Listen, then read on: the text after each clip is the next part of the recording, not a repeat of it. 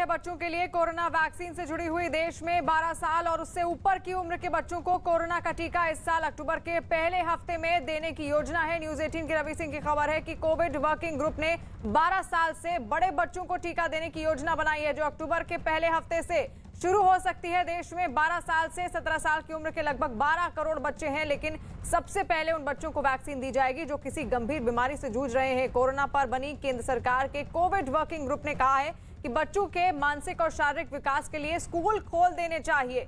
बड़ी खबर बच्चों से जुड़ी हुई सामने आ रही है, जहां पर अब वैक्सीन अक्टूबर के पहले हफ्ते से देनी शुरू हो जाएगी, जहां पर 12 साल से बड़े बच्चों को ये टीका देने की योजना बनाई गई है। रवि सिंह हमारे साथ फोन लाइन पर जुड़ गए हैं। रवि, और क्या जानकारी?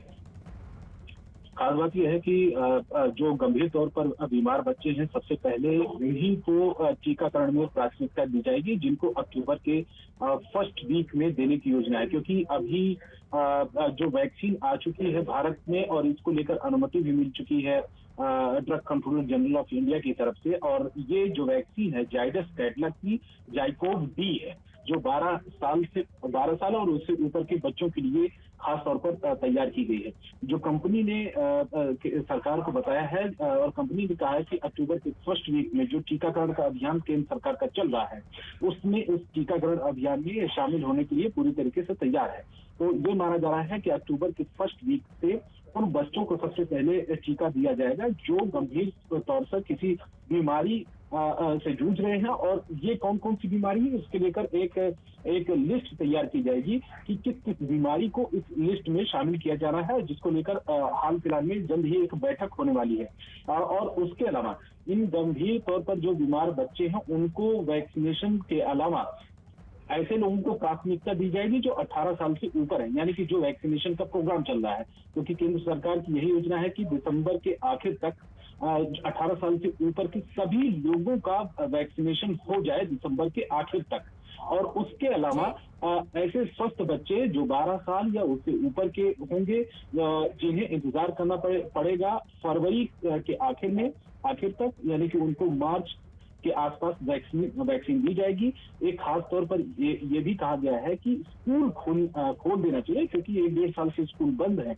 उनके मानसिक और शारीरिक विकास को ध्यान में रखते हुए स्कूल जरूरी है कि खोल देना चाहिए। बिल्कुल, और एक राहत की भी खबर है, क्योंकि ये कहा जा रहा था इससे पहले कि जो तीसरी लहर है उसमें खास तौर पर जो बच्चे हैं वो प्रभावित होंगे।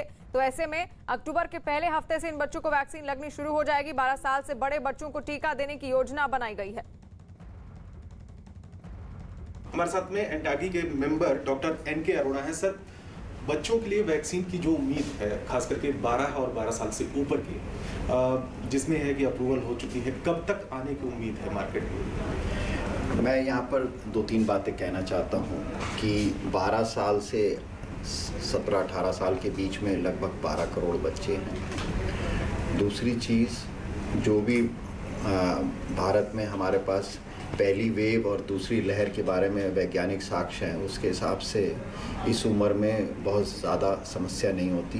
ज़्यादातर कोविड बीमारी जो है माइल्ड या एसिम्प्टोमेटिक होती है।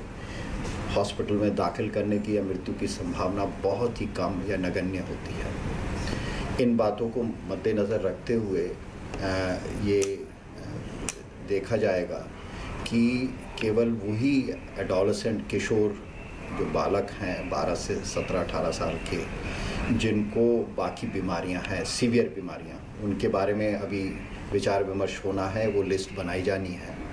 तो एक बार वो लिस्ट बन जाएगी तो ऐसे बच्चों को जो टीका आया है जाइकोवी डी, जो DNA वैक्सीन है, वो मिलेगा।